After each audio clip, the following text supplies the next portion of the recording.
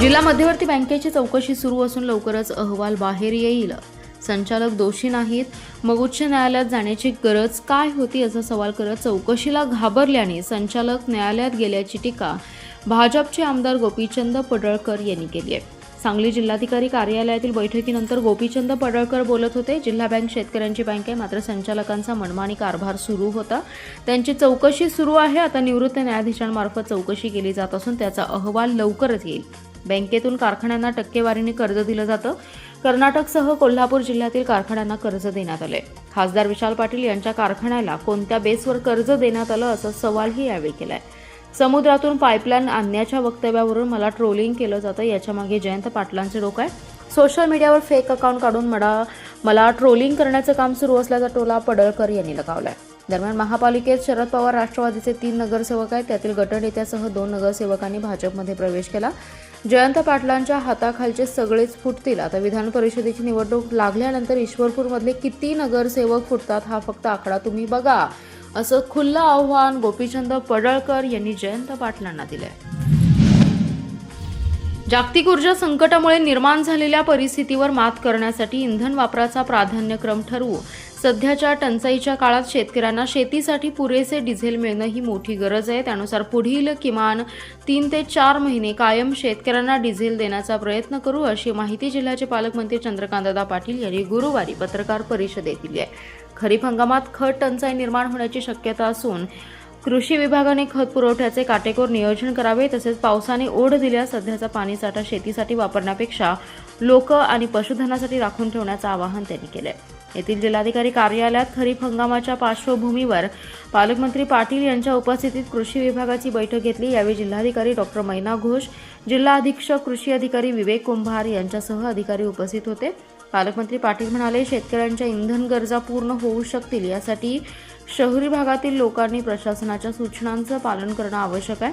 यामध्ये सार्वजनिक वाहतुकीचा वापर करणे आणि स्वतःच्या खाजगी वाहनांसाठी इंधनाचा वापर कमी करण्याची गरज आहे. सांगलीतील रेकॉर्डवरील गुन्हेगारांनी पुण्यातील एका व्यक्तीमार्फत गांजा मागून सांगलीत देण्यासाठी आलेल्या सराईत गांजा तस्करास काल पोलिसांनी थरारक पाठलाग करून जेरबंद केलं. यानंतर त्याने गांजासह गाडी पेटवून देण्याचा प्रयत्न केल्याच प्रकार हा उघडकीस आलाय. विकी विजय कांबळे असं अटक केलेल्या सराईतचं नाव आहे. त्याच्याकडून 33,50,000 रुपये किमतीचा 134 किलो गांजा आणि एक इनोव्हा कार असा एकूण 42,63,500 रुपयांचा मुद्देमाल जप्त केलाय. स्थानिक गुन्हे अन्वेषणच्या विभागाने कुपवाड MIDC, पुणे ग्रामीण आणि वाहतूक शाखेच्या मदतीने सदरची कारवाई केली आहे. दरम्यान सांगलीतील रेकॉर्डवरील गुन्हेगार विजय उर्फ पप्पू बजरंग फाकडे याला देण्यासाठी संशयित विकी कांबळे याने पुण्यातील त्याचा मित्र चंदन सिंग याच्यामार्फत ओडिसामधून जॉकी याच्याकडून आणल्याचं तपासात निष्पन्न झाले. त्यामुळे फाकडे विरुद्ध देखील गुन्हा दाखल करत त्याला ताब्यात घेतलं. दरम्यान विकी कांबळे हा पोलीस रेकॉर्डवरील गुन्हेगार आहे. त्याच्याविरुद्ध गांजा तस्करीचे गुन्हे दाखल आहेत. बारामती शहर पोलीस ठाणे, पुणे ग्रामीण येथील 478 किलोच्या गांजा तस्करी तो वॉन्टेड होता.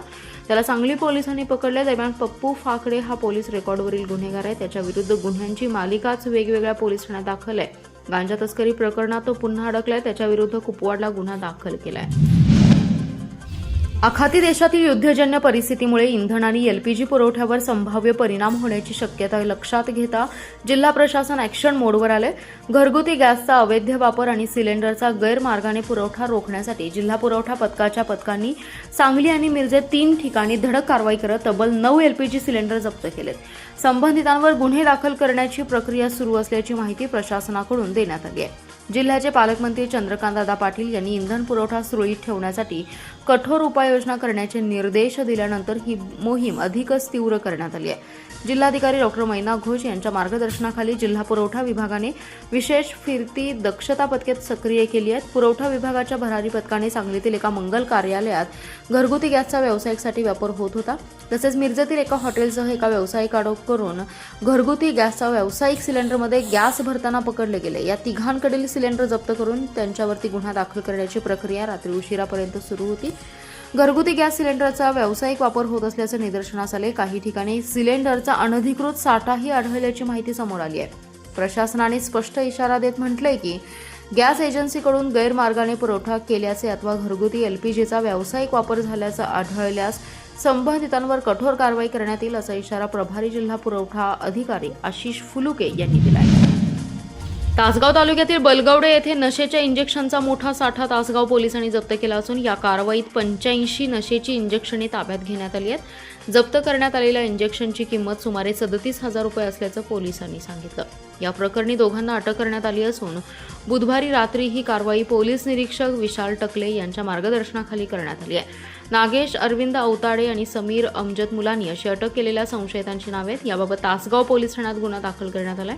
जिल्ह्यातील ड्रग्ज रॅकेटचे समूळ उच्चाटन करण्याच्या सूचना पोलीस अधीक्षक तुषार दोशी यांनी दिल्या होत्या। त्यानुसार तासगाव तालुक्यातील अवैध ड्रग्ज साठ्यावर कारवाई करण्यासाठी विशेष पथकांची नियुक्ती करण्यात आली आहे। या पथकातील पोलीस कर्मचारी प्रशांत चव्हाण यांना गोपनीय बातमीदारामार्फत बलगवडे मांजर्डे रोडलगत असलेल्या पत्र्याच्या शेडमध्ये नशेच्या इंजेक्शनचा साठा करण्यात आल्याची माहिती मिळाली होती। त्यानुसार पोलिसांनी बुधवारी रात्री सापळा रचून संबंधित ठिकाणी सापळा रचून हा छापा टाकला। यामध्ये शेडमध्ये 85 नशेची इंजेक्शने आढळून आली आहेत। पोलिसांनी तात्काळ साठा जप्त करून दोघांना ताब्यात घेतलं।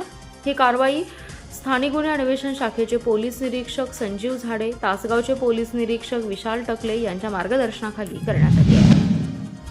भांडवली मूल्यावर आधारित घरपट्टीच्या नोटिसा देण्याचं काम प्रशासनाकडून सुरू करण्यात आले। पहिल्या दिवशी 9 विभागात सुमारे 6,000 नोटिसांचं वाटप झाले। टप्प्याटप्प्याने उर्वरित नोटिसा देण्यात येणार आहेत। यावर हरकत घेण्यासाठी 21 दिवसांची मुदत दिली असल्याचे आकाश डोईफोडे यांनी सांगितले। महापालिका क्षेत्रातील मालमत्ताधारकांना भांडवली मूल्यावर आधारित घरपट्टीची आकारणी दिनांक 1 जानेवारी 2026 पासून सुरू केली आहे। आयुक्त संचिता महापात्र यांच्या आदेशानुसार आता महापालिका क्षेत्रातील जुन्या आणि नव्या अशा सरसकट 2,07,000 मालमत्तांना भांडवली मूल्यावर आधारित घरपट्टी आकारणीबाबतच्या नोटिसा देण्यास सुरुवात झाली आहे। पहिल्या दिवशी गुरुवारी 6,000 मालमत्ताधारकांना नोटीस दिल्या।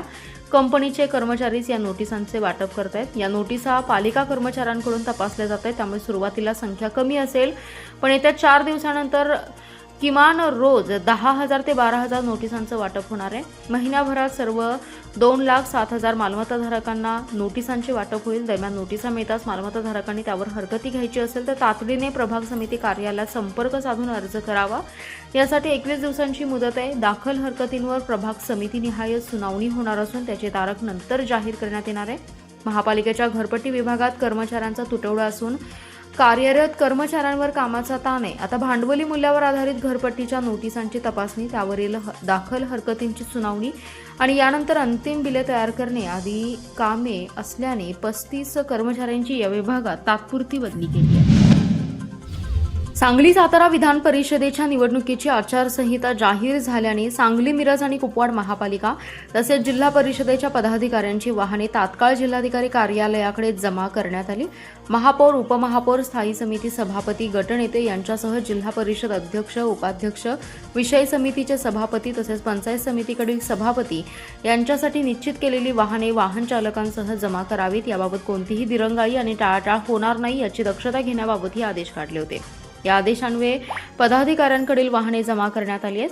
विधान परिषद निवडणूक प्रक्रिया पूर्ण झाल्यानंतर आचारसंहिता संपुष्टात आल्यानंतर ती वाहने पुन्हा पदाधिकाऱ्यांना देण्यात येणार असल्याचे स्पष्ट करण्यात आले। सांगली सातारा विधान परिषदेसाठी 18 मे रोजी निवडणूक कार्यक्रम जाहीर झालाय।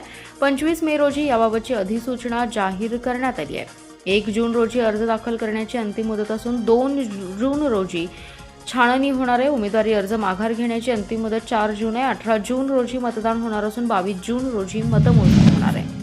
मिरज तालुक्यातल्या बेडग येथे चेअरमन केसरी बैलगाडा शर्यती पार पडल्या। बैलगाडी शर्यतीमध्ये सांगली, कोल्हापूर, सोलापूर जिल्ह्यासह कर्नाटक राज्यातील सुमारे 111हून अधिक बैलगाडी चालकांनी सहभाग घेतला होता। म्हैसाळकर शिंदे कारखान्याच्या जवळ असणाऱ्या रेल्वे पट्टा बैलगाड्या येथे शर्यतींचा थरार रंगला होता, ज्यामध्ये हरिपूरच्या बुलेट छब्या आणि फाकड्या बैलजोडीने पहिला क्रमांक मिळवत चेअरमन केसरी किताब पटकावलाय। राष्ट्रवादी काँग्रेसचे आमदार जयंत पाटील यांचे सुपुत्र प्रतीक जयंत पाटील यांच्या प्रमुख उपस्थितीमध्ये बैलगाडी शर्यतींचा थरार रंगला आणि शर्यती पाहण्यासाठी हजारो प्रेक्षकांच्या उपस्थितीत आणि पारंपरिक ढोल ताशांच्या गजरात झालेल्या या शर्यतींनी संपूर्ण बेडग पट्ट्यात एकच जल्लोष निर्माण केला। विजेत्या बैलगाड्यांना आकर्षक चषक आणि लाखोंची रोख बक्षिसे देऊन सन्मानित करण्यात आले। सकाळपासूनच बेडकच्या विस्तीर्ण मैदानात बैलगाडी शौकीनांनी मोठी गर्दी केली होती। घाटावर गाड्या सुटताच प्रेक्षकांच्या काळजाचा ठोका चुकत होता। प्रत्येक सेकंदाला बदलणाऱ्या चित्रामुळे शर्यतीमधील चुरस शेवटपर्यंत टिकून होती। बैलगाडी शर्यतीवरील बंदी उठल्यापासून ग्रामीण भागात या खेळाला मोठी उर्मी आली आहे, याची प्रचिती बेडकमध्ये पुन्हा एकदा आली आहे। आपल्या लाडक्या बैलाने मैदान मारताच समर्थकांनी त्याला खांद्यावर उचलून घेत जल्लोष केलाय।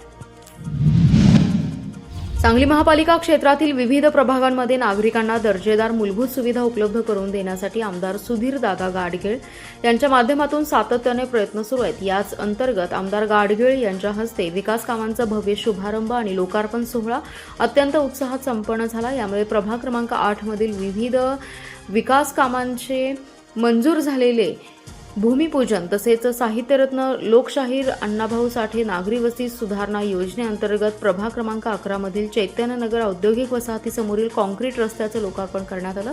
यावेळी उपस्थित नागरिकांशी संवाद साधताना आमदार सुधीरदादा गाडगीळ म्हणाले, सांगली शहरातील प्रत्येक प्रभागाचा समतोल विकास करणं हे आमचं ध्येय आहे।